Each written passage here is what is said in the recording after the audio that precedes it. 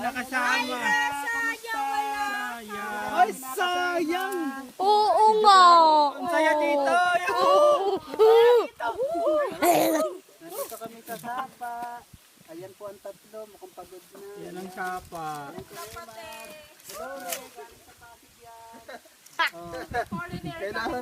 Kailangan talaga sabihin. Ipo-post ba yan? Talaga bang may mga taong nakatira dyan sa kagubatan na yan? Meron po, marami. Meron! Road! Road! Tara na. Wala, nilawlaw niyo yung balon. Sino naglawlaw? Sino naglawlaw? Lawlaw talaga. Unahan yung mga Iniinom bakla nila natin. yan. Ay ng prinsesa.